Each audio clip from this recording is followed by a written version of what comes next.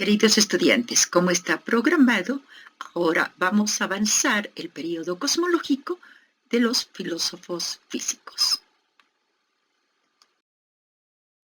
¿Cuál es el contenido del tema? Primero vamos a hablar sobre las consideraciones generales, luego los filósofos de Mileto, luego la escuela pitagórica y el cuarto punto, la escuela eleática y por último los filósofos solitarios. La filosofía clásica se desarrolló en las ciudades-estado de Grecia a partir del siglo VI a.C., cuando el modo de producción esclavista alcanzó el nivel más alto de desarrollo. La sociedad estuvo organizada sobre el trabajo del esclavo y gracias a ello floreció el mundo antiguo. Alrededor del siglo VII a.C. se produce una revolución en el desarrollo de las técnicas de navegación, lo cual propicia que se desarrolle explosivamente el comercio. O sea, el poder económico es arrebatado a la nobleza por los comerciantes y sustituyen la aristocracia por la democracia. La democracia, tal cual lo entendían los griegos, era el gobierno del pueblo. Es por eso el surgimiento de la filosofía propiamente se da cuando la mitología griega es superada por las necesidades de explicar lógicamente la realidad. De esta forma, entre los griegos aparece la idea de la naturaleza como conjunto de las cosas y como esencia de ellas.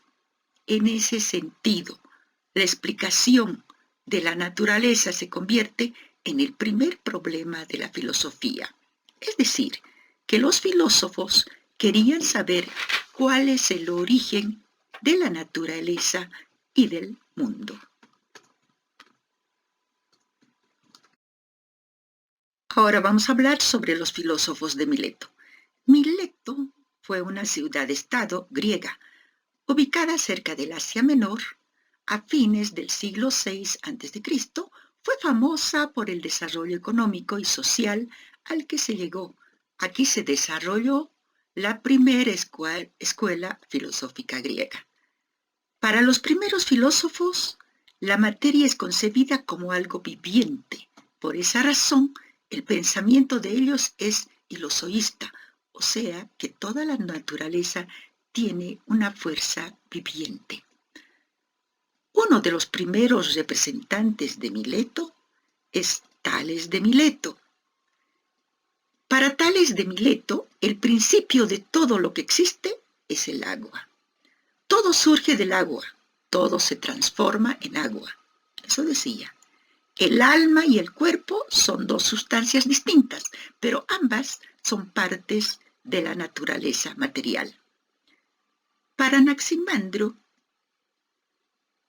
que era discípulo de Tales, dio un paso considerable al desarrollo de las ideas materialistas, pues consideraba el apeirón, que es una materia indefinida, indeterminada e ilimitada, como el fundamento único y eterno de los fenómenos de la naturaleza. Él decía que del apeirón se separan los contrarios, lo cálido y lo frío, lo seco y lo húmedo, para dar lugar a la existencia de todas las cosas. Luego tenemos el otro filósofo que se llama Anaxímenes. Este era discípulo de Anaximandro, explicó la transformación de los fenómenos de la naturaleza por la condensación y la rarefacción del aire. O sea, para él era el elemento fundamental el aire. Enrareciéndose el aire se convierte en fuego, condensándose el aire se convierte en viento, después en nube, y condensándose más en agua, en tierra y por último en piedra. Para Anaxímenes, los dioses no toman parte alguna en la generación, ni en la destrucción, ni en el desarrollo de los innumerables mundos del universo infinito y único. Incluso los dioses han surgido, decía, del principio material de todas las cosas, que es el aire. Aquí surge una división, la división entre materialismo e idealismo. Se hizo más clara con el paso del tiempo. Los materialistas buscaban una explicación del mundo en términos físicos, en términos materiales, físicos, científicos. Los idealistas subrayaban la importancia de las formas materiales o ideas. Bueno, dentro de la escuela pitagórica vamos a explicar a Pitágoras como uno de los representantes. Como ideólogo de la nobleza, formuló su teoría del orden. Para la filosofía idealista de Pitágoras, el fundamento de los fenómenos naturales no es un principio material, sino el número. Los números forman el orden cósmico. La unidad es el uno, es la madre de todos los dioses, es el principio fundamental y fundamento de todos los números. El 2 es el principio de la oposición, es el aspecto negativo de la naturaleza. El 3 es el principio triático del cuerpo. El 4 es la imagen de los 4 elementos de la naturaleza: aire, tierra, aire y fuego.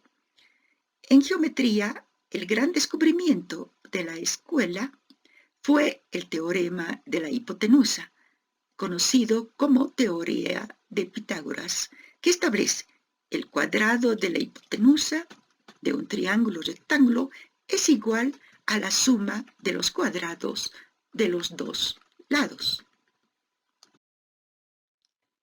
De Jonia, la filosofía vuelve nuevamente a Grecia, a la ciudad de Elea. En ella viven Genófanes de Colofón, también vive Zenón de Elea, Meliso de Samos y Parménides. Uno de los representantes máximos de la escuela eleática ha sido Parménides. Parménides vivió en Elea, ciudad griega al sur de Italia. Gozaba de renombre como gobernador de su ciudad, considerado por muchos eruditos como el miembro más importante de la escuela eleática. Parménides expuso su filosofía en forma de versos y su única obra que ha perdurado es sobre la naturaleza, donde fundamenta el problema del ser. Para Parménides, la única realidad es el ser. Los seres son todos los fenómenos de la naturaleza, son cambiantes y multiformes, dan origen a una visión limitada y distorsionada de la realidad. Dice, el ser es único e idéntico de sí mismo, no tiene comienzo ni fin, no cambia ni se destruye, es eterno y verdadero, está separado de la naturaleza, aislado e independiente. Los filósofos solitarios recibieron este nombre aquellos que no pertenecieron a ninguna escuela filosófica, pero que por sus aportes contribuyen al desarrollo de la filosofía de su época. Los más representantes son Heráclito de Éfeso y Empédocles. ¿Quién ha sido Heráclito de Éfeso? Heráclito estudió la naturaleza teniendo como base los datos que dan los sentidos. Observó detenidamente el ciclo evolutivo que siguen los seres vivientes. Nacen, crecen y mueren, llegando a la conclusión de que todo se mueve, todo fluye, nada permanece inmóvil y fijo, todo cambia y todo se modifica. Este descubrimiento del cambio que sufre la naturaleza, Heráclito lo resumió en su frase más famosa, más conocida: no podemos bañarnos 2 veces en el mismo río. El sentido de esta frase es claro. El río es aparentemente el mismo, pero en realidad está constituido por aguas siempre nuevas y distintas que llegan y se van. El otro representante es Empédocles. Explica que en la naturaleza existen 4 raíces, de las cuales surgen los seres: la tierra, el agua, el aire y el fuego. Cada una de estas raíces es inalterable, es indestructible, pero puede moverse, unirse y separarse de las distintas raíces.